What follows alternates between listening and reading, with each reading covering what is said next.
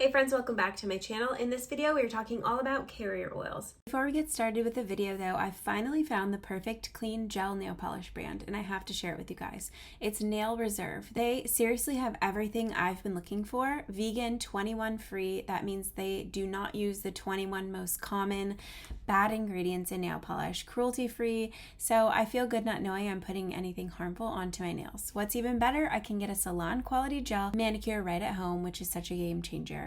Nail Reserve has over 200 gorgeous shades, from bold and bright to soft and neutral, basically something for every mood, season, or occasion. And trust me, their polishes last weeks without chipping, just like the salon manicure. I love that they're all about keeping our nails healthy and strong so you don't have to worry about damage. The gel formula is designed to protect and strengthen so your nails can stay healthy while still looking amazing. Oh, and did I mention how easy they are to use? Whether you're a pro or just starting out, Nail Reserve makes it super simple to create beautiful manicures at home. You just put a base coat, 2 coats of color, and then a top coat. And if you ever have questions or need help with the application, they have a blog on their website to help guide you. So if you're ready for a clean, gorgeous mani that lasts, you need to check out Nail Reserve. I'm obsessed and I know you will be too. The link to shop will be down below. I get a few questions here and there about carrier oils and why we use the ones that we do, and also I just have a passion for them in that they have so many benefits on their own. Also, they are oils obtained from fruits or plants or whatever, too, essential oils, but different.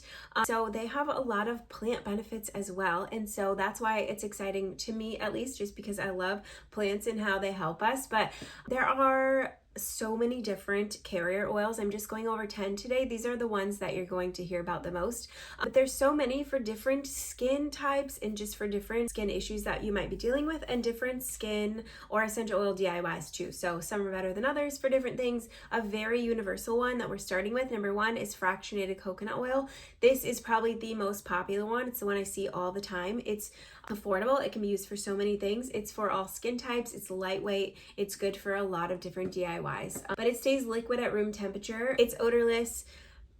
It's very close to being odorless. This is one I have, Simply Earth. It doesn't smell like anything to me. It doesn't have an odor like a coconut oil, an unrefined coconut oil, like a solid one that you'll find and use for different things. The fractionated coconut oil doesn't have an aroma, and so it won't alter your blends or anything like that.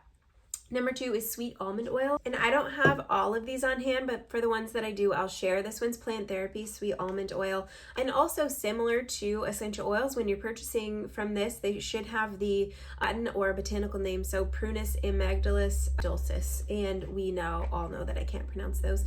Oh, I haven't used this one. So this one is sweet almond, and again, virtually no scent.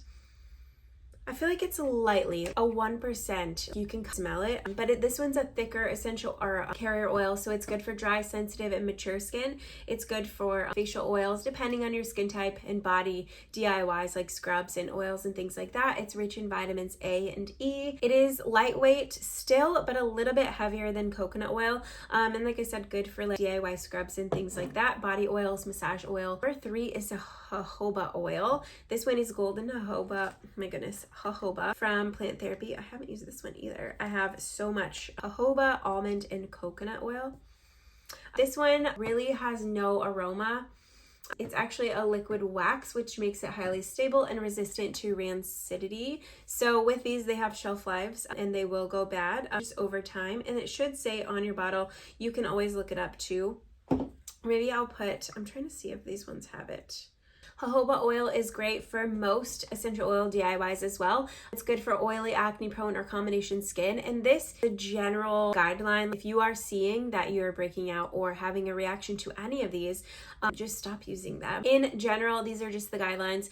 But also, if you're you could be using coconut oil where it's not really advised to use that on your skin, on your face anymore. The coconut oil craze is kind of gone down, but you might not have a reaction from coconut oil. You might. So it just depends skin to skin. But this, again, is just a general guideline. Grapeseed oil is next. I don't have this one on hand, but this one is lightweight, fast absorbing as well. Antioxidants, vitamin E. It's a slightly sweet scent that blends well with a lot of different essential oils, so it can complement that. Skin tightening properties and makes it ideal for anti-aging blends. So oiling, combination skin, anti-aging blends, and hair care are what grapeseed oil is best used for. Argan oil is next, and I do have argan oil somewhere, but not on hand. But this is referred to liquid gold. It's in tons of hair products and hair DIYs. It's packed with essential fatty acids and vitamin E, nourishing, hydrating, really good for skin and hair. Depending on your skin type, it's really great for dry and mature skin as well. It is going to be a thicker essential oil, but it does absorb well. Rosehip is next. I do have rosehip on hand. Rosehip is really good for anti-aging, scar reduction, and really good in different DIYs for skincare for those types of skin. Rich in vitamins A and C. It has, I'm looking for the aroma, it does have a light earthy aroma. It's not like, none of these are going to be like essential oils where they're super potent in their aroma, but it does have a light, which pairs well with a lot of essential oils, so keep that in mind when using rosehip. Avocado oil is next, and this is a super thick essential, I keep saying that, thick carrier oil. It's a nutrient rich, perfect for very dry or mature skin, vitamins A, D, and E. It is super heavy, and I find that it does not absorb and just leave your skin feeling like it's penetrating your skin. It kind of sits on top for me, but it's great for nighttime skincare for very dry or mature skin, just because it does sit there and create a barrier on your skin and helps with like deep moisturizing. Applying oil last is really great because it's going to help lock in everything that you've put on your skin. Hemp seed oil is next. I don't think I have this one, but I have used it before. It's omega-3 and omega-6 rich, making it a good choice for soothing like irritated or inflamed skin. Lightweight, non-greasy, absorbs quickly. Has a mild nutty scent that complements earthy essential oil, so just keep that in mind. And then it's for all skin types. It's for irritated skin, inflamed skin. It's really good for balancing your skin. Number 9 is olive oil. Olive oil is a thicker carrier oil that's best used in small amounts for more intensive treatments. So think of like making just like a mask or an overnight product that is just going to be used once or twice a week, things like that. It's really thick and it has the slightly fruity aroma olive oil smells like. Number 10 is sunflower oil, and I just recently fell in love with sunflower oil. I just got a product from Plant Therapy. I will put it here.